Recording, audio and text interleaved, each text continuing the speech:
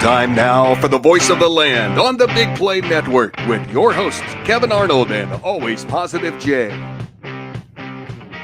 We figured this was the perfect weekend to start our show early and talk some football. Now, if you think we mean American football, you're kind of right. But that's not where we're going to start tonight, as I've been calling games this week. Peter Tellep, our producer extraordinaire, better known as Audio, what Jarvis was to Iron Man. Audio is the voice of the land. He's been producing the games all weekend long. We're going to start there. They are a great connection with us. They partner with us. We like to support them as much as we can. We're just getting out of the game. We figure we're 10 minutes away from the studio. Why not just get the show in and out, get home, have some more time at home, but have a little bit of fun along the way. That's right. This is the Voice of the Land right here on the Big Play Network with LPV Productions as well. We are brought to you by Vector Technical. They'll get the right person in the right job the first time. I'm Kevin Arnold. Across the table, it is always Positive Jay, who was out at the game last night. And I already mentioned him, but Audio, wherever you are, somehow you produced 2 soccer games and now a podcast. How in the heck are you doing it? I'm very tired. Me too. I mean, that's really it. I'm just very tired right now. You got one of those like portable battery packs plugged into you right now, keeping you going? I wish I did. I had a feeling. Now, it was a great time out at the IX Center, and the IX Center was a perfect venue. When you say, Peter, it was a perfect venue for the Crunch to kind of, this is their 3rd season back since being reincarnated. Kind of during COVID times, more so in 2021, but the season was still 2020, 2021. I think they ended up playing more of their games starting in January of that year. Games tend to start early December, as they did, and the Crunch went on a 2-1 road trip to Cincinnati, and then 2 games up in that state up north. And they decided, they did it on the road. Why not? 40 days later, do the same back-to-back weekend against that state up north this weekend, starting last night. I got to say a big thank you to Peter, to Jim Wagner, to Jacob Tellep, who's here, Peter's son. Yes, the humanoid version of Audio, yes, does have children. I'm in a humanoid. And then AJ Marcinko also, both of them were on cameras. Mark Munch Bishop, got to thank an absolute legend in Cleveland radio for jumping on, because he is the original voice, and he was the voice when they originally came back. He was dealing with some health stuff. I got asked to jump on. I did it last year. Munch feeling a lot better these days, doing his thing still in Cleveland radio, and said, you know what, would love to come out. I even told him, or told some of the people with the Crunch, when they told me that Mark was going to join me, I was like, hey, I know he's the original voice. If he wants to be on play-by-play, not to take opportunities away from me, but I was like, you know what, I would love to work alongside him any way that I can. If he wants an opportunity at some play-by-play as well, I'll definitely do some color commentary, because I am soccer. Like, I know soccer. So if there's anybody that needs to step into a color commentary role outside of Mark Munch Bishop, I can do that as well. But Mark was a great partner. We worked well together. Munch, and the chemistry was just, it just happened just off the. You guys were very entertaining to listen to. And we tried to be, without really knowing each other, playing off of each other, knowing the timing of how I like to call when the goal actually happens versus when it's time to kind of break it down. Or, Munch was giving his long goal call throughout the weekend. He did it many times, because the Crunch scored 24 goals this weekend. Oh, that's it? And their opponents only scored 9. And all 9 of those only one opponent scored 9. Yeah, only one of the 2 opponents scored 9. So, if you average that out, that's 4.5 goals a day for each team. No, it was one team that scored 9 goals. Because yesterday, we'll get into that one first. Jay, I know you were there. We'll get your experience here in a second. 8-0. You don't typically see shutouts in indoor soccer. I'll tell you that right off the bat, because it is a more confined space. You have the walls. It bounces weird.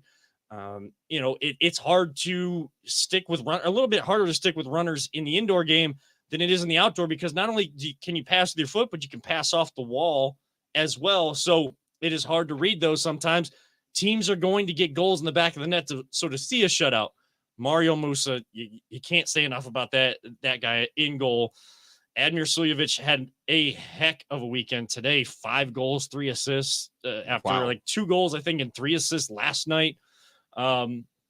Just a masterful weekend for the Crunch. But yesterday, you got to admit, like, they did the IX Center right. Oh my God, that was so awesome. That setup was simply just like amazing. Like, I was blown away how good the crowd was. First off, sellout crowd, and they were totally into it. And then they had the standing room, and that was all packed around. Kids are just having a blast with their families and stuff. I mean, you look around the IX Center, I'm pretty sure those kids are running around more than the soccer players, though. I mean, but yeah, that was a great game. Anytime you could beat a team from Detroit, that's always good. No doubt. Yeah, anytime you can beat a team from that state up north, it's a good time. That's for sure. I mean, they play again on February 11th. So their next game, they have basically, I think it's almost 3 straight home games, but the next game will be at the Soccer Sportsplex. No, actually, I think the 12th is actually an away game. So I think they play. Well, I'm counting this weekend, 2 home games this weekend. I see. Yeah, I gotcha. The next game will be at home. They have to play a back-to-back game, and they're basically doing what Detroit did this weekend. Detroit came here, played Cleveland, and had to travel right after that game. Game got done about 9:30. I think players got out about 10:30 out of the facility. Then they had to drive down to Cincinnati and play against them. And I think that was an afternoon game as well. I'm going to click on Cincinnati. I have the website up in front of me on my phone. So apologies if I'm not looking into the camera, but well, yeah, I thought maybe it was a 7:30 game for them tonight, that's late on a Sunday too. That's late on a Sunday, but I think it's set up that way more so for Detroit, because they have to travel down there after playing a night game tonight. If you had to try to play and travel to Cincinnati and then play at 1:00 today, boy, those legs would have to be dead. And not getting any goals yesterday, that was a tough matchup. You could see it getting frustrating because they were trying to get real physical with us, and our guys were not having it at all. And we talked about it on the broadcast too, towards the end of last night's game, kind of seeing that the Crunch were going to come away as the win. Really, the thing that kept you in and kept you on the edge of your seat was, can they get the shutout? And they ended up doing it. That's 60 minutes of soccer, again, in a more confined space. Yes, less players on the field, but teams are going to score goals, and to have a shutout, it was just a masterful performance. But I don't even know where I was going with that. I just can't wait. I'm excited for Peter to edit the video I made out there and stuff, because that first goal of the season, got it. Literally turned my camera on, bing, bing, bing, boom, goal. I'm like, oh heck yeah, man, that was awesome. Go around the corner, get behind the net, sit there, hit record, pass, boom, shot, goal, and it comes. And I think it's coming right at the camera. I'm like, I can't wait to see this video. You got a few of the goals on camera, didn't you? I only got the 2 goals, but I got like a lot of the crowd shot, walked around and just trying to show off everybody the presentation for the retired player. You did a lot. You did basically what you do for Tales of Tailgating. Anybody that tunes into the show all the time, Tales of Tailgating, we did where Jay a couple years back went around to the various tailgates that are commonplace before Browns games, and you got some videos, some interviews with that. I know we got some B-roll and stuff, but some good scenes of the atmosphere. And I know we'll probably show that here on the show to help drive more people out. When are those? The games in March that they have at home. It's a back-to-back weekend. It'll be March 18th and March 19th. That is when the Crunch are back at the IX Center. So their next 2 home games coming up, one on February 11th, will be at the Soccer Sportsplex in North Olmsted, as well as their home game on February 25th. So 2 weeks apart there. But the Saturday before the big game, I think we can say Super Bowl because we're not like advertising for it, right? We're allowed to say that, right? Sure. I don't care. If we get a cease and desist letter, we'll frame it on the wall. Yeah, the bowl that's very super. Yes. So that weekend, they play at home on that Saturday. So, no big game in the way there. Play at 7:00 at the Soccer Sportsplex. The ClevelandCrunch.com is where you can get your tickets. Not expensive. And in the Soccer Sportsplex, there isn't the parking that you have to pay for like at the IX Center. And the IX Center is not like you're paying for a lot of parking, but it was $10. Yeah, I mean, you go to the auto show, the parking's paid for by the auto companies. It's a little different atmosphere. it's about $15 to go to a game, Dude, and then it's paying $25 $60 to $70 to park at any other like sporting event in here. Alone. $10 is and you're paying, and sometimes you're paying more than that just for one ticket to get in. So you're paying. I mean, the pit costs $5 just to walk through it. Yeah. So you ain't got to park, and just to go inside the parking lot's $5. Yeah, so I mean, so it's definitely worth it. About $25 to get in and have a seat. But at the Soccer Sportsplex, $15 will get you in. There's gonna be less tickets because there's less space, but it's still a great atmosphere. I mean, one thing I really noticed and I got on camera is the players love to interact with the kids around there. Oh, it is and those kids just eat it up, man. Because I mean, you go to a Browns game, they kind of interact, but it's just not as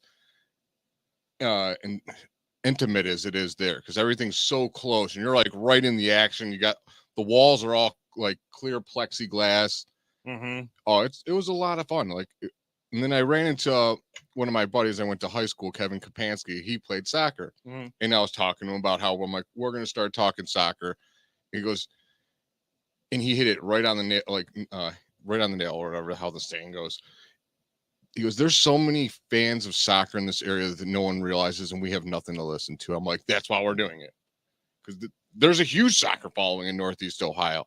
I mean, and they just got nothing to tune into. I mean, if you saw the line last night to get in, yeah, there was the tickets were sold out. I video me walking through the entire line all the way up to the front because I was just like, wow, these people are ready to go, man. They sold out the game last night, and then there was a lot of people that wanted to come and get the standing room only tickets. Why didn't they hand out cards? I don't know. More people would probably be watching this right now, but that's however many people. Time. We're on at a different time. We're 2 hours early, whatever. It doesn't matter. We do what we want here on the show. Yeah. We got plenty of time. Yes, we could be watching the NFC Championship game. And I know a lot of people that would typically watch us are probably watching that right now. And I mean, it's hard for us. I tell you this much. I was thinking about it. We literally go against the NFL, the number one ratings TV show. I'm like, man, Sundays kind of suck to record on. But we do the best that we can, and hopefully Hey, you could always watch us any day of the week. Any day of the week. Our YouTube channel, Big Play YouTube channel, always replay. Of course, the replay will be on Twitter at VTL_pod. You want to listen to us, just hit up the audio recording that gets posted throughout the week. Or you watch us live on Sundays. You got multiple devices. You got game on one. You got us on another. We really appreciate you having us. Even if at the very least background noise, we appreciate it nonetheless to everyone that tunes in. So last night, great atmosphere. You saw the ball toss back with the crunch where they're throwing stuff out to the crowd and even saw like some of the goal scorers like signing some of the balls before they threw them because they would come to the bench. They would get a line rotation, everything like that. And like you said, they do it right. I mean, these guys are out in the community. They're doing soccer camps. They're signing everything. Sammy Mutemwa, one of the midfielders for the crunch, he had a line and he was standing inside the bench area after the game. And we were breaking everything down. And I kept like walking back and forth a few times. And he signed autographs for every single kid that was standing there. Even as the Ajax Center people shut the lights down to tell people, to indicate to people, you can't stay here, but you got to get the heck up out of here. Or you can't stay here. Don't care where you go, but you got to just get out of our doors. We're not doing good with sayings today. We're not. I've been talking a lot this weekend. Just a little bit. My mind is like fried right now. So for next Christmas, I'm buying you guys books of cliches so you can get those down. Yeah, thank you. I guess they're not the best cliches if they don't stick in the mind, even if it's fried a little bit. But still, he's signing every autograph. These players are talking to families. They're not just signing the autographs. I saw Mario Musa talking to a father and his daughter. His daughter, I think, plays goalkeeper. The dad played goalkeeper when he was playing in his playing days. Well, look how they announced the players. Yeah, they didn't come out by themselves. They came out with each player came out with like a couple kids, and they announced them with each kids, and they all got to run out with the players like they were being announced. And if you don't think those kids love that, you're crazy, man. That was awesome. Now to touch on today's big win, that's a good transition. They actually learned from yesterday because there were so many kids that had to be paired up with each player with how many kids came for the youth soccer area. I know I saw Shaker last night. May have been a couple communities. Brunswick, Brunswick's a big community. They brought so many. They ended up making a tunnel instead of having the kids run out, but the players would instead of running really fast through them too, all of them kind of walked through the tunnel, and I made sure to high five as many of the kids as they could going through there. So point being is they're great with kids, dude. It really is a community thing, and there's a lot of people that have been looking for the Crunch to come back and are excited that they're back and still going and growing by going to the Ag Center, having a lot more room for some of the games with the Home and Garden show and the auto show. February is just not a good month to be there. So back to the Sportsplex. It's another great venue. It's a very intimate venue. It makes it for a different experience, a cool experience. There is, there's not really a bad seat in there, and you're even closer to the players in that regard. You're just, they just don't have anybody behind them, but it is another great atmosphere. Today, though, 16-9 over Rapid City FC. They had to pull their goalkeeper at halftime, Admir Suljevic.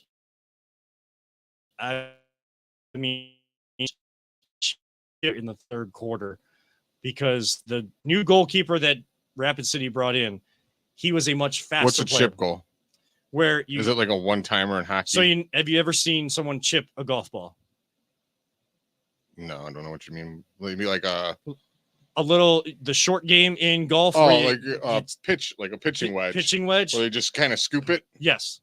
All right. That's what you do with your foot. You scoop it. That's a chip shot. Chip it up and over the goalkeeper. He did that twice because they were bringing their goalkeeper up over midfield as a faster player, more of a field player, more foot skills. They were trying to get back in the game in a hurry. They were down 8-3 at halftime. They were trying to cut into it. They got a goal to start. They cut the lead in half, and the Crunch just made him pay because the guy was way too far out and he couldn't get back. Admir just picked it up right inside half field and chipped it over him. And it was basically a replay. Since we didn't have replay going on, he basically gave us replay for us, and we can't thank him enough for that nice. Too. And for the first one, Munch and I were having a conversation. I started looking at him, and all of a sudden I look back out to the field, and the ball's going in the back of the net. And the only way I knew who scored was because everyone was rushing to Admir and how great it was. I saw the loft of the ball. I knew what type of shot it was. I knew how beautiful it was coming off the foot. And I was so glad he repeated it, so I got to see it in real time actually coming off of his foot. It was a great weekend. Again, thank you to Peter and his crew and Munch and everyone that was out there with the Crunch, the entire organization, Lucci, Ryan Ruiz, who came on with us to talk about it all.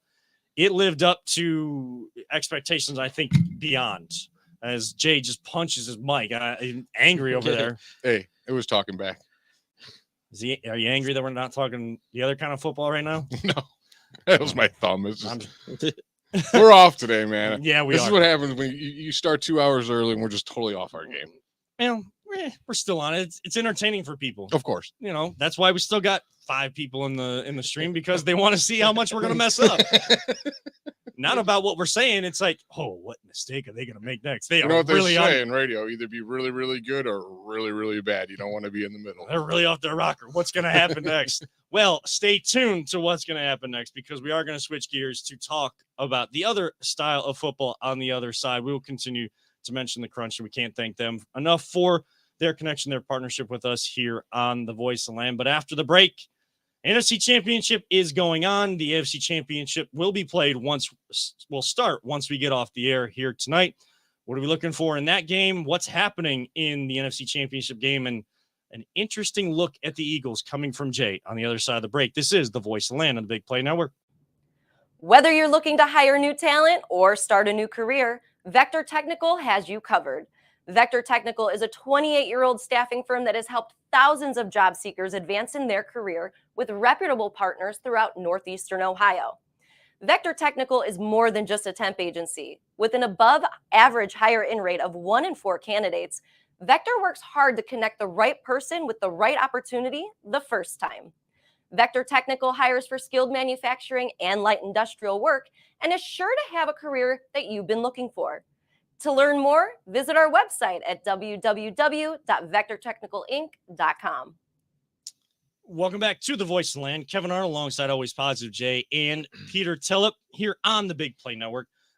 Excuse me. We're really off the rails today. It's all right. It's all right. It's all right. And what's really off the rails is this NFC Championship game, because Brock Purdy gets hurt in the beginning of the game. and then Josh Johnson has to come in. Their fourth quarterback used this season. Somehow they've made it to the NFC Championship game. I think that's a credit to Kyle Shanahan and his coaching staff to have him in a position. And they were only down 14-7 until Johnson fumbled the football. They were on it. They could have gone on a 2-minute drive. They got a good first down to Deebo Samuel.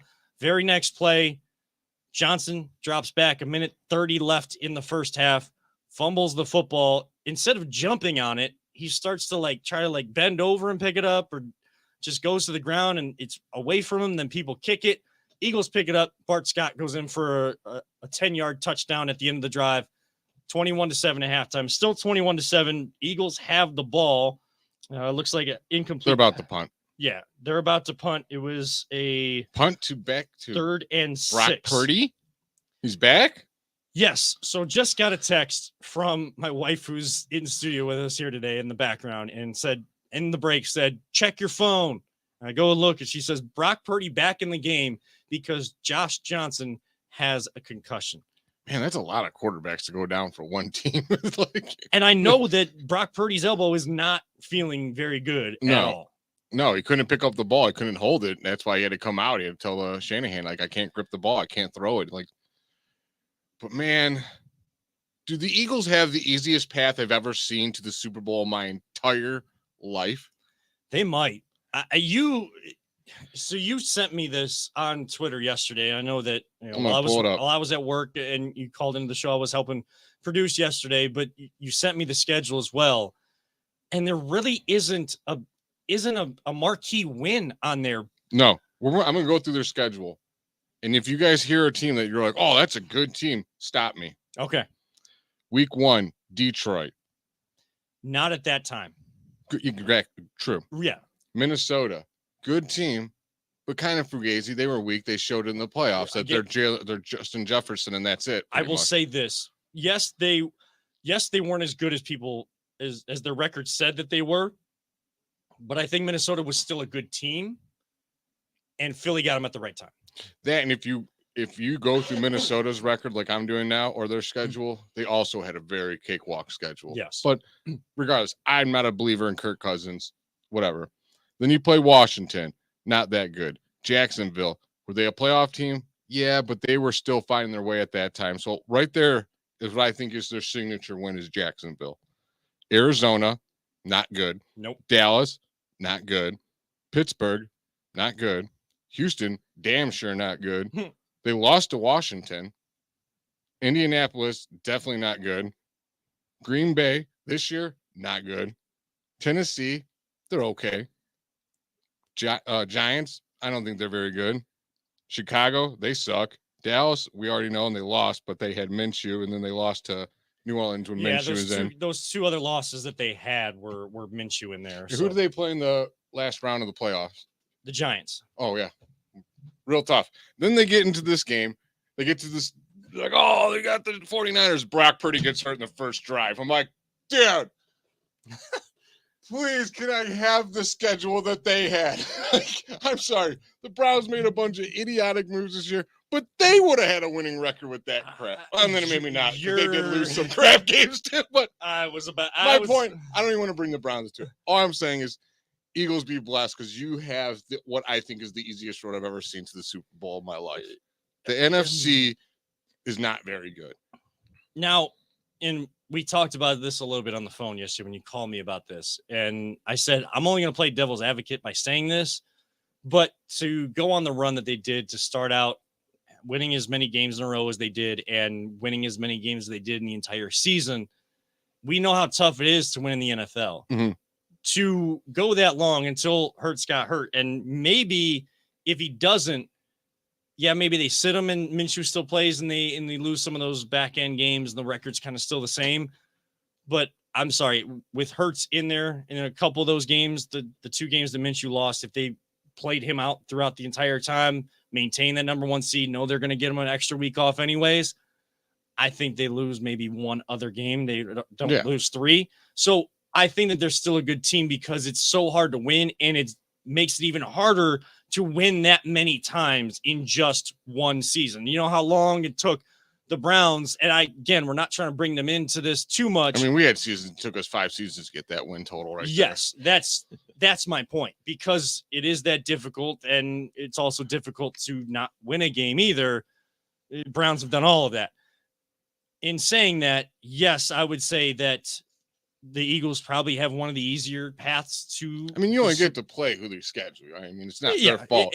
We're not saying anything against the just Eagles or anything. They are a good team. I want to see them play someone really good. Just to judge who they like. I don't know who they really are right now. I have no idea. So they still have the ball. It was I mean, they ain't even beating, like, dominating the 49ers. They're only up 14 points on them right now. Well, they're goal-to-goal scenario. So they did pick up a first down when we thought they were in punting situation. They picked up a first down. Oh, they're going for it on fourth a lot. Yeah. So, well, yeah, they're about to put them away here, but yeah.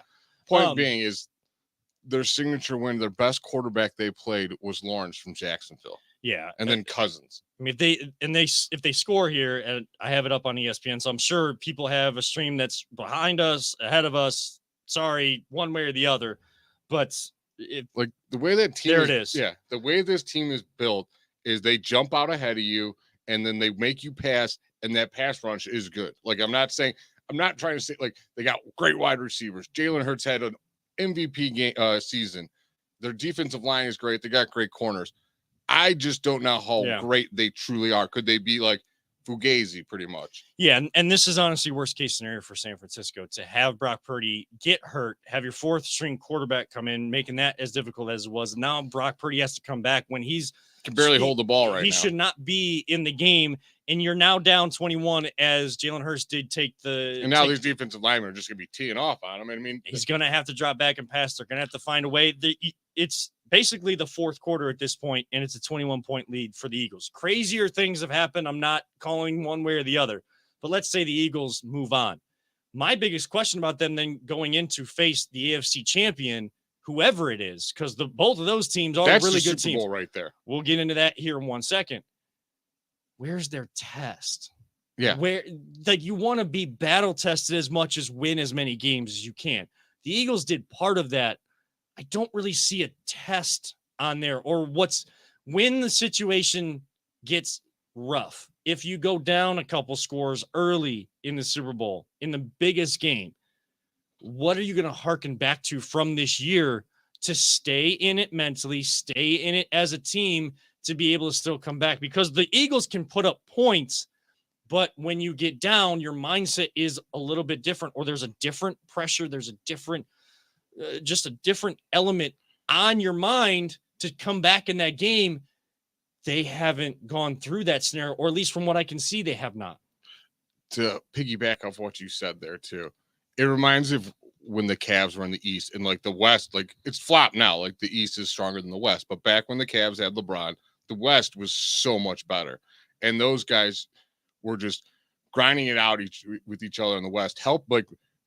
Iron sharpens iron, and we are in the East, and we would just roll through the East and just beat up on all these scrubs, but it didn't help us really. You know what I'm saying? No. I think it would have helped those Cavs teams if they would have had a little tougher competition to help them grow, like they did in LeBron's first stint. If they had more of a need to flip the switch sooner than they did every time, if they had that. Now, I would say that they had some battle-tested elements, and it's a different scenario because once they won the championship in 2016, then you go up against a team that now had already built through the draft, and what the Cavs are doing now had that three-headed monster that they had built their own and added the second best player in the entire league to that. I mean, absolute video game cheat code.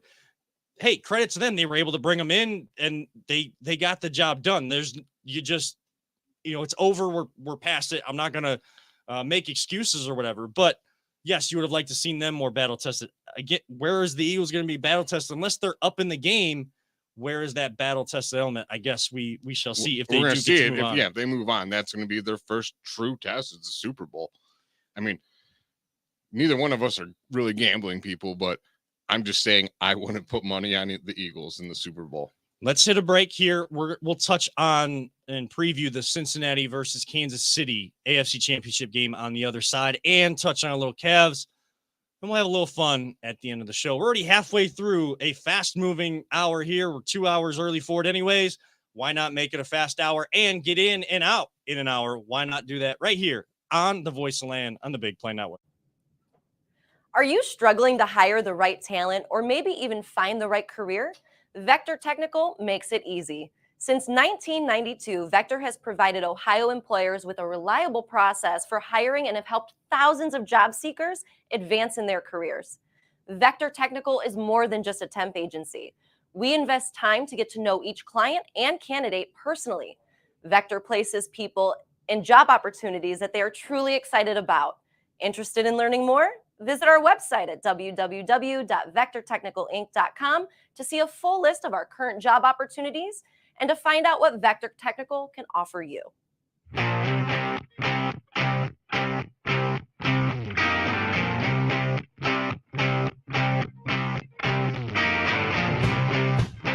Get your gear at voiceoftheland.com/shop. Again, welcome back to the Voice of the Land. Having a lot of fun in the show and in the breaks here As at always. the show. Hopefully you guys caught the little commercial there on where you can get some Voice of the Land gear. You know, I'm not wearing the hat this week, but there are hats, shirts, all of that kind of stuff. And my coffee cup broke. My cats broke my coffee cup this weekend. And I forgot to bring you a shirt this week. I forgot to bring you guys both stuff. So we're all forgetting things. There's one you can grab in a box on the table there next to the Eiffel Tower. Oh, I'm going to need it. I use it all the time. Just don't grab it and drop it. I didn't break it. My cats broke it. No, I'm saying don't grab it and hit that beautiful Lego Eiffel Tower that Peter's son's built. Because the thing's huge. Yeah, but it's if you guys knew, like, if you look right this way in our studio, there's got to be a 4-foot Eiffel Tower Lego. It's actually 5 feet tall. Yeah, it's huge. That's why it's here and not at the house. I mean, it's awesome. I absolutely love it. I actually walked in. So when you walk in the door, I look off to the left. That's where the other studio area is for when Peter does. Are you still doing sports parlor there, Peter? It's something different. We're actually using this setup here because it works a little bit easier. Because I thought I saw Phil Taylor back on. Yeah, he was sitting in Jay's chair. So we're kind of using the same setup. They wanted to switch it up a little wider. We're gonna. We're gonna probably reconfigure he's that a big area. Dude, man. Yeah, I'm not calling him fat. Like he's huge. He's a big dude. He is. I wouldn't want nothing to do with that guy. Like he's nice. Feels awesome. Yeah. So like I walk in and I look off to the left to that area because I saw the Lego box and I was like, oh man, Eiffel Tower Lego set. That's awesome. And he's like, yeah, like it's the boys put it together. I'm like, put it together? What do you mean? I didn't even look to my right. I got it, guy. Last segment, we were thinking something fun. We're going to talk about our favorite childhood toys. All right. Because Peter actually said something about Transformers back, and I was like, oh yeah, I'm massive Transformers. So yeah, all right. We'll just put the kibosh on this now. Finish this later. Yeah, because we were going to try to do. We try to add a new segment this week. I know you tweeted out, "Hey Arnold." Yeah, and I didn't mean to steal it from Hey Gross. I saw Hey the Tony, cartoon. And I was like, oh, we should do a Hey Arnold thing. And then he's like, as soon as I wrote it to him in text, I'm like, oh wow, we just totally stole a bit. But hey. Imitation is the greatest form of flattery. Right. Yeah. We got a saying right too. We're back on track, baby. 30 minutes. We're back. We're back. And it's the Red Bulls kicking in now. You know who else is back? Cincinnati and Kansas City are back in the AFC Championship game. Cincinnati, of course, Joe Burrow 3-0 against the Patrick AFC Mahomes. Super Bowl game. I mean, Yes. or the bowl that is very super. So you've mentioned this. You really think that is where the top of the crop is in the AFC and the two teams playing today. The top three teams. I mean, I think Bills are the third best team. They didn't do that good last week. You don't think they're a little fugazi like? No, like I Minnesota? think the DeMar Hamlin thing really dampened them a lot. Like, I think that just set their season off the rails. That and when they lost Von Miller didn't help very much. We're not getting in the conspiracy theories around DeMar. That was the biggest load of crap I've seen this week on Twitter. Like we should have a segment like the crappiest crap you've seen on Twitter this week. That was the worst. They're like, I'm not even gonna get into it. Going down the rabbit hole. That could be. It was making me angry when I was seeing actually stuff. here you go. We can have people tweet at us. Tweet the dumbest thing to the Voice of Land. Tweet the dumbest thing you've seen on Twitter. Like retweet it to us. Tag us in it, at and BTL we'll talk. Yeah, _pod. Yep, at BTL we'll give it to the _pod. dumbass of the week. There you go. Maybe I could not. hear Red saying it. Like, I know you're allowed to say that on radio, so Oh yeah. if you could yeah. say it on that 70s show, we should be able to say it on this show. Yes. I'm sure he's saying. Yeah, he definitely said it on that 90s show as well. I actually watched that. Oh, it was great. It was actually pretty good. Yeah, Not as good as the 70s show, but it was pretty good. Yeah, I got into it more when some of the old casts came back. I mean, they're trying to like match up what they did with that 70s show, and it's not that it's bad. It's just it's not like the best thing I've seen either. We can talk about The that. one stuff character later. that never changes is Chong. It's like, hey, man. It's like, I didn't even know it was Halloween yet, man. I love that guy. I think he's the funniest dude in the world. And Don't make me go down the rabbit hole of impersonating him for the next 20 minutes. That's pretty good. and for the most part, he's not even acting in those. No, he's not. Tommy Chong, I'm pretty sure, is permanently stoned for his life. The dude could not like smoke an ounce of pot, like a little bit, but he's just stoned forever. Dude. Yeah. He's a perma stoner. Oh man, we got back. So off we were this. supposed to talk about the AFC Yeah, but- Championship game today. But like you said, you thought that best teams are in the AFC. Bills probably the third best team. Maybe that DeMar Hamlin situation, but I basically agree with you that the best two teams are in this AFC Championship. I mean, I'd argue the Jacksonville Jaguars right now could beat any of the teams in the NFC, any of them. Like they were playing tough at the end of the year, and Lawrence just clicked. Like he was on fire. I would probably pick the Eagles against the Jags. That's but, what I'm saying. I don't know. Like they struggled with them early, and I think they were playing much better later. So that would be a good matchup. That's where I think they kind of equal out right about there. It's an even match. Yeah, San Francisco still has the ball. It's down 28-7 with 13:48 left in the fourth, based on my ESPN. I'm sure the time is totally different on whatever feed is the furthest ahead. I mean, imagine if Tua doesn't get a concussion, which he had like 4 this year, but like they were balling. That offense was unreal good. And I think the Dolphins are probably the best example. I mean, yes, there was an injury involved, but I think that's the best example of a team that started hot but couldn't maintain because it is so hard to win in the NFL. That's what makes the Eagles season still so spectacular. But I mean, Joe Burrow, Patrick Mahomes, do you think that Patrick Mahomes is going to be anywhere close to what he can be at his 100% strength? Patrick Mahomes is number 1 in the pocket passing for touchdowns. He struggled last week though. And if the Bengals, last week he was hurting though. So it's like right.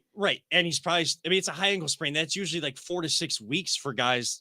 I don't know what they did. They sprayed that deer antler spray on that dude's ankle or something. They soak it in it because how is he walking? I mean, what is it going to be like a Toradol shot or whatever they call it? I don't know. The doctor's here. I don't know what. I don't know what they put She'll on. probably yell. I think it's Toradol. If I remember, Gerard was talking about, but they don't do that in practice. No, but in the game they will. And I'm interested to see if he's going to be able to get outside the pocket. His highlights are made on the outside, and that's what we see on SportsCenter's top 10.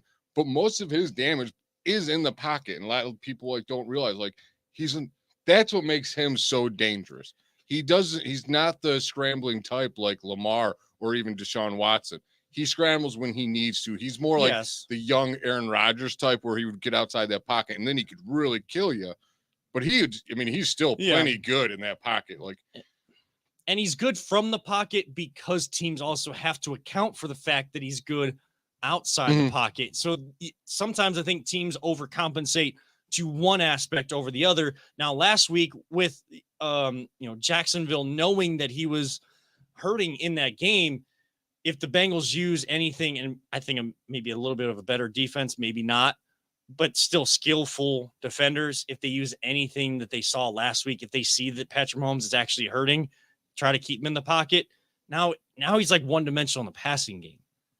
There's 2 dimensions in the game. There's on offense, there's running and passing. But when you have a guy that can get outside the pocket, and the Browns are hoping that they have that as well on Deshaun Watson when they're hoping he gets back to his best, just from a pure football standpoint. When you have a quarterback that can get outside the pocket and also throw from the pocket, I mean, that's adding a 3rd dimension. Oh yeah, it definitely makes it harder on the defense. I'm not trying to down talk this injury by any means.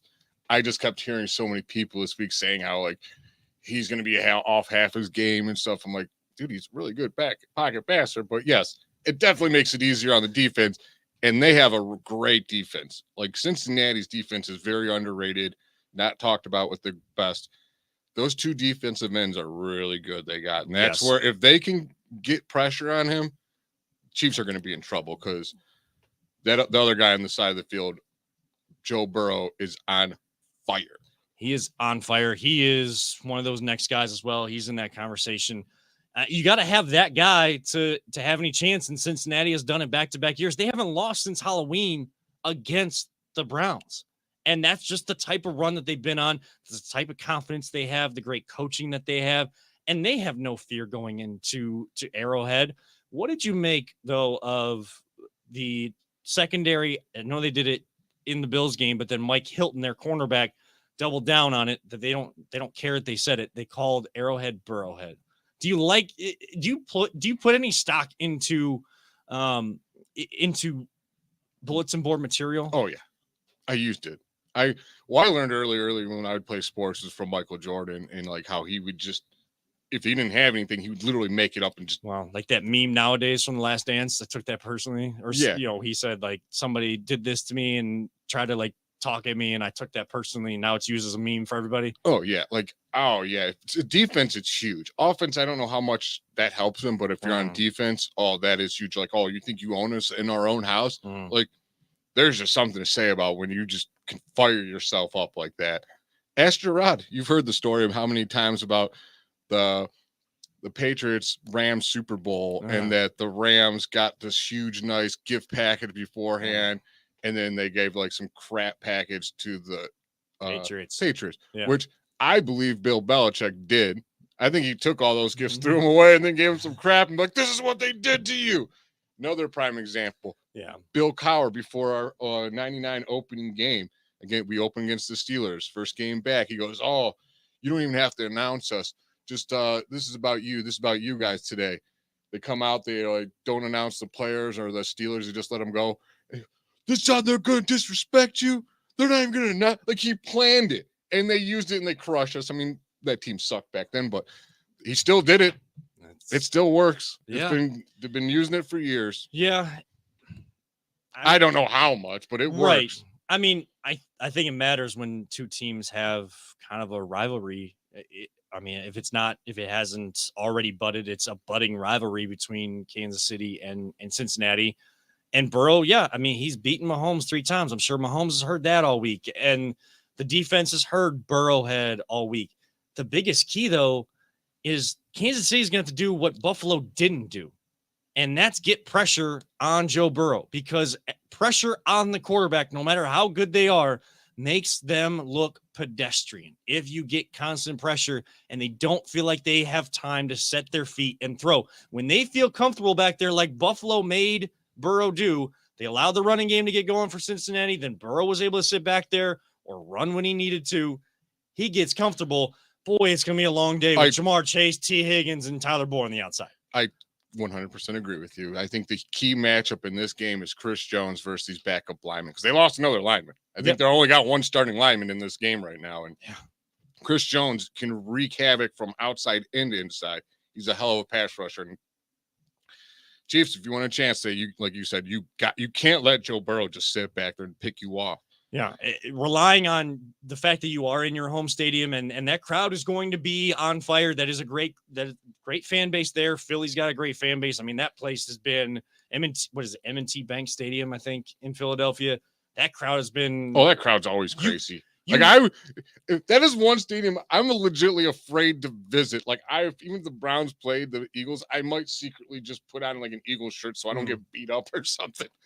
I'll have a Browns jersey underneath, but I'm putting an Eagles shirt over. I'm like, oh, these Eagles fans are crazy. You know, you got a good crowd when you can feel that energy through the TV. Watching the game. You know, you have a good crowd when you can feel that. And I felt that when I walked in. KC, Philly, Seattle. Those are some of those teams that you play, and you could, like you said, you hear the roar of that crowd. And we would be one of those cities if we could be a perennial winner. Imagine having 2 winning seasons in a row. What's that like? I don't know. It's the AFC Championship. I don't think I've seen it. Have we had it since 99, 2 winning seasons in a row? I mean, not since 99. What is that? Since the 80s? Since Bernie with the 86, 87? Yeah, 86, 87 is probably. Yeah. Oh, that just made me sick. I mean, can we just get to the last segment? Talk some toys. I'm getting myself depressed. well, do want to touch on the Cavs. We'll start the we'll final segment. We'll touch on the Cavs. I mean, it's still there's long a team season. that doesn't depress me. There is one question that kind of came up while I was at work yesterday that I want to get both of your answers to on the other side of the break, and then we will finish off by talking about our favorite toys and New Year's resolution. We're getting back to it this week. We said within an hour. We started at 5, so that means we got to end at 6. We didn't start at 7. Got to end at 6. We don't have till 8 o'clock tonight. So can we do it? We'll find out on the other side. We hit our break right on time. This is the Voice of the Land, the Big Play Network. Are you looking for a career in manufacturing? Vector Technical has you covered. Vector Technical is a 28-year-old staffing firm that is partnered with some of the biggest and the best companies throughout Northeastern Ohio. The recruiters at Vector Technical will coach you through the entire job process and will help you land an opportunity that you are truly excited about. Vector does not add any additional fees and offers benefits as well as free online skills training through Penn Foster. To learn more, visit www.vectortechnicalinc.com and make sure to check out our job board to see a full list of our current opportunities and apply. One final time, welcome back to the Voice of the Land here on Sunday, January 29th, already almost through the month of January here in 2023.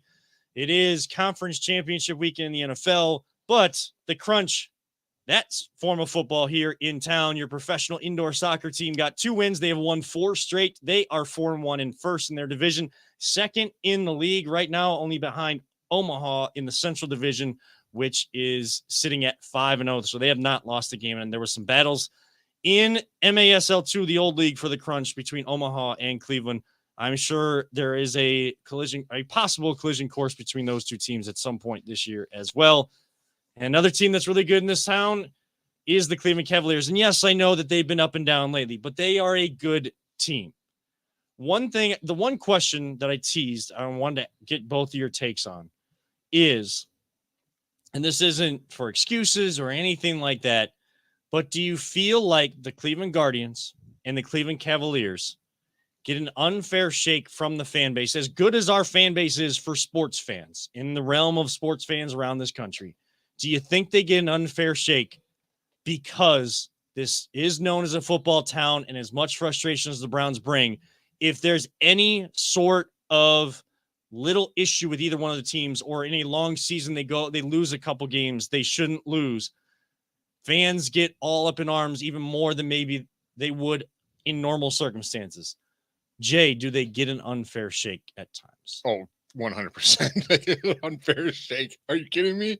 One team has a championship here, and I hear people just constantly complaining. Now everyone wants to fire JB Bickerstaff and trade Garland. I'm like, guys, talk relax. About a rabbit hole on Twitter to go down that stupid. When Donovan Mitchell was out before, and they had like a longer road trip, and Garland wasn't playing well especially early. The Cavs aren't playing well on the road in general. I think Garland's playing better individually. He wasn't early in the season. There were plenty of people saying what you just said, and it was the most annoying thing. People trying to get rid of Darius Garland. One of the worst things that ever happened is they make that trade thing on the app or whatever, and everyone's just like, that's how like the joke on RBS starts. I'm going to give you Sasha Pavlovich for Donovan Mitchell or something like. Renewable Eric Snow. And Eric Snow and Z, and then you give us Kevin Garnett and Ray Allen. Like, come on, dude. Stop trying to trade all your players. This team is young. They're learning how to play with each other. Kevin, are they going to win a championship this year? Most likely, no. No. Are they going to get to the Eastern Conference Championship game this year? They could. I mean, those things are alive, but again, a team that's got to be tested first, and right now they're getting that first test. They're going through adversity, players in and out of the lineup, back and forth with the record either being 10 games or a little bit lower, 9, 11, whatever. They're right around that 5 or 6 seed. So the realistic goals are like get in the actual playoffs, not the plan, and win a series. Win a series, yes. Are they on pace to do that right now? Yes. Why are we complaining? Why is everyone complaining? Like, it's a long season, dude. We have injuries left and right. If I see we're up, we're down, we're almost in first, we're in 6th. Like, There's 82 games, dude. Like, relax, people. And to keep things in perspective, like we'll criticize, we'll critique the bad habits that we don't want to see that could lead to more losses and take them out of that position or take them away from what is being expected out of them this season. But to absolutely just call for people's jobs and things like that, like you do with the Browns, because you can't get over how bad your football team is in a football town. That's not your fault. That is not your fault. So don't push that fault that you feel like is on you now onto another team that does well and an organization that does things right. We got to get out of this 17-game mentality into an 82-game mentality. That's exactly it. That's what I was going to say. It's the problem is you have a lot.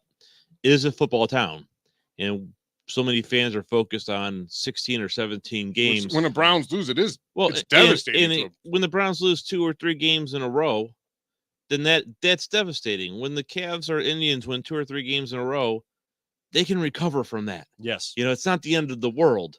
If they lose 30 games in a row, you got to really be concerned about that. You don't want to see a long losing streak, but you're going to, especially with injuries and a long season, you're going to have that, and people just need to calm the F down. Yeah. I'm sorry, but it's not every game in an 82 game or 162 game season is not as important. I don't want to say it's not as important, but it's not as detrimental if you lose it. Yeah. Now the unfortunate part there, you mentioned 30-game losing streak. I think the Cavs do have the NBA record with that 26-game losing streak the year after LeBron left the first time.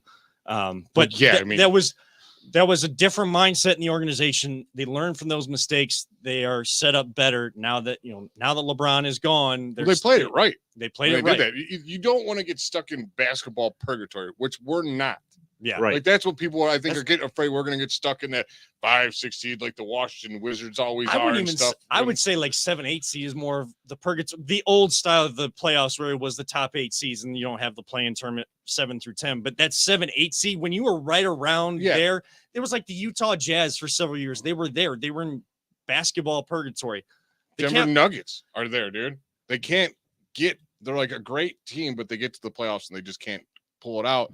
And they can't get any better because you can't get a player in there because it's Denver. No one wants to go there, like Cleveland. I kind of compare them to the Phoenix Suns with Steve Nash and those guys. Like they were so good in the regular season, and they would get to the conference finals, but they couldn't finish the job because teams were now. You're not good enough to win a championship, but you're not bad enough to get the high draft pick to get you the great players. Yeah, so that's the basketball purgatory we're speaking of. Like you don't want to be in the middle. You either want to be really bad or moving your way up. Like we're in the middle, but we have star players already intact. Now they're just growing and they're going to continue to go upward. Yeah.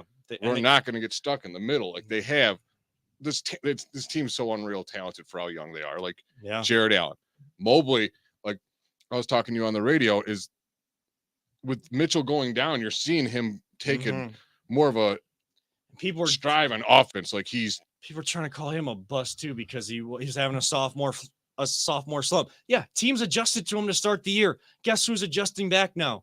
Because he has that kind of talent. That and his defensive game is off. Like what he does off, like that you don't get stats for is amazing. Like you talk to anyone that truly knows basketball, it studies the game. They'll be like, Evan Mobley is an amazing player, but when you have 2 prolific guards that can pour shots in like they do. Yeah, he doesn't need to score all that much yet, but he will learn, and he is learning. And you would love to see a career track for Evan Mobley similar to Kawhi Leonard. Not to compare the 2 players, but in terms of career trajectory, started off defensively. Yeah, and the offensive game came as time went on because he had the skills. He just needed to translate it to how the NBA game is played. A great example, like knock on wood, Evan Mobley having a trajectory similar to Kawhi Leonard, being the defensive stalwart, allowing that offensive skill, the raw skill to translate to the NBA game, just knock on wood, take out the injury issues that Kawhi Leonard has had and kept him out, or else he could have led more teams that he's been on to championships as well. I mean, I'll take a 7-foot Kawhi Leonard. I'm cool with that. I mean, yes, but again, different styles of players, don't want to compare it, but yeah, everybody just enjoy the ride. Enjoy the ride. The Guardians, when they come back, enjoy the ride.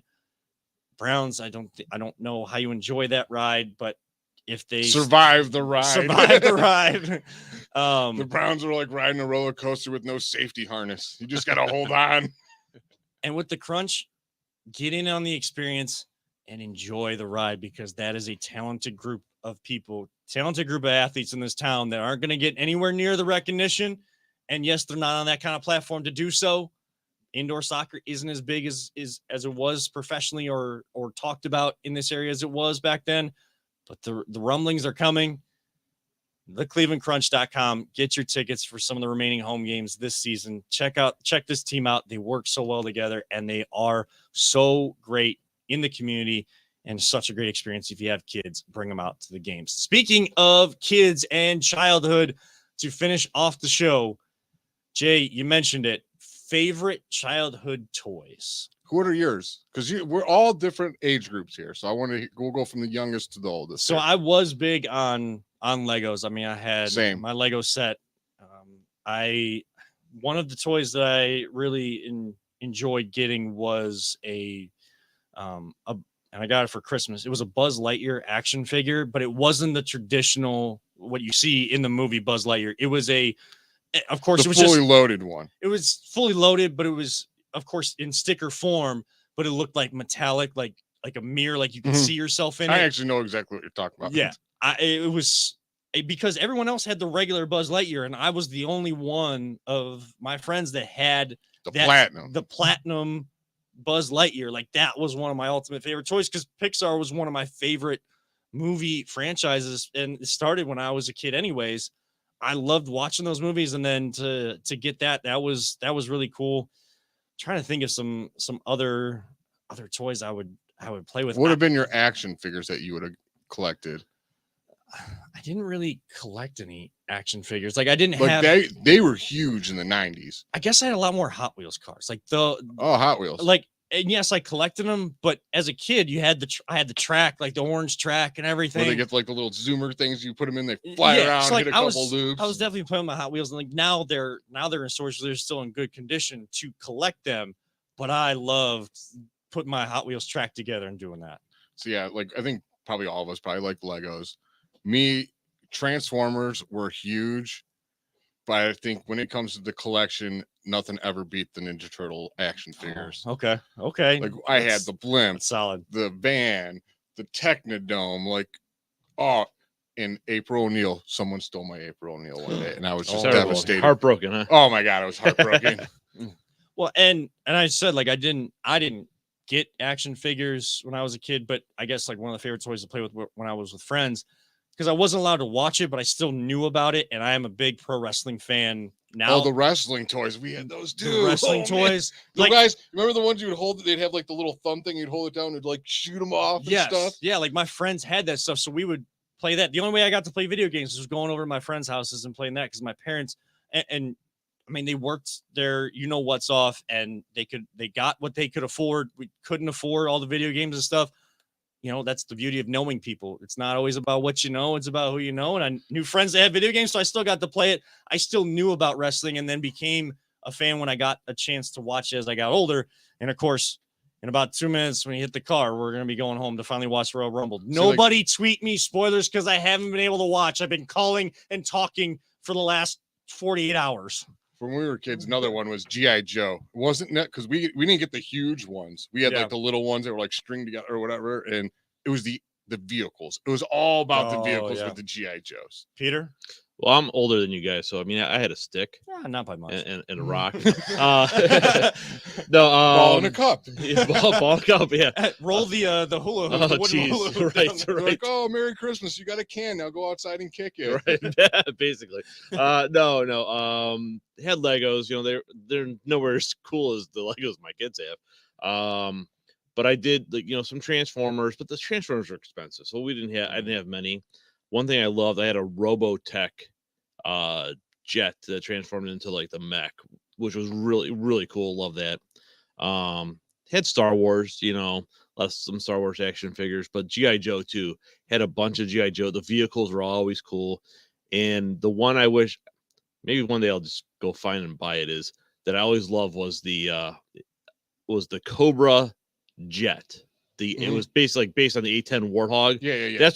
I have two favorite planes. One is the A-10 Warthog. The other is the SR-71. And it kills me because I'll never be able to fly in either of them because they're both like the one's SR-71 they don't fly anymore. A-10 is a single seater. Yep. So unless I get a pilot's license, join the military at my age. You are audio. So. Well, yeah, I know, but you could probably just download. That would be nice. Just to tap become into a their pilot. systems, you know. We definitely the GI Joe action figures and the vehicles are so cool. See, there's my buddy Benjamin. He just went out in Canton. They have like an old school toy store out there, and they just have all these nice Star Wars stuff. Fun. But they had the lightsabers you were at your wedding, like the real ones. They have all the helmets. And then he's like, "Oh, they have the dark saber there from Mandalorian." I'm like, "Yeah, that's are why you trying to destroy my wallet?" I miss Big Fun in Coventry because that used to have they'd have a lot of those original Star Wars GI Joe stuff. And I will say one Transformer that I did buy as an adult that I love is Soundwave. Yeah, it's my favorite. The voice of Soundwave is the greatest voice of any cartoon character of all time. I bought like the master, like the expensive one, and it's in my room at home. And my wife is like, "Why is that in our bedroom?" I had his counterpoint. I never had Soundwave. My cousin got him. I had Blaster, the Autobot version. Oh, okay. Yes. Like I remember the orange and red, or yellow and red one. Mm-hmm. Like, I have this display case, and one day I'm going to fill it, and I'm going to get all my old Transformer toys back. It's like a goal of mine. Well, and speaking of like older school stuff, I mean, one place that I know you can go, especially from like older board games or the original design of board games to things like that. Right around the corner, BA Sweeties has a cool shop, not just a candy shop, but like the main shop in the back. When you go, like they have the ice cream shop up front. And then they also have the candy shop in the back. There's like an aisle of like old school toys and board games. Check and that stuff. out. We go there, get candy, get fatter, and then get some toys. Yeah, there's some cool stuff in there. I don't know how much of that is still in there, but last time I was in there, they had some cool stuff for sure. But that is gonna wrap it up for the Voice Land. Not quite an hour, maybe a little bit over, but 1 minute is okay. We were off the whole night, so to be only a minute over is a miracle in itself. So for Always Positive J, for audio, I am Kevin Arnold, making sure to remind you, first off, check out theclevelandcrunch.com. Get your tickets. If you don't make it out to games, we'll always have the live stream. Next one coming up on February 11th at the Soccer Sportsplex at 7 p.m. So make sure to check us out. A great production put together by Peter and his crew at LPV. And as always, don't let anyone ever tell you it's just a game. We truly love you all, 3,000. Don't talk about it. Be about it. And we truly love you all, 3,000. We will see you next week. Possible big guest next week. We shall see. We'll be back live the week before the Super Bowl. It'll be an off week for everybody, so make sure to tune in live at 7 p.m. next Sunday night. Until then, thank you for tuning in. We'll see you later.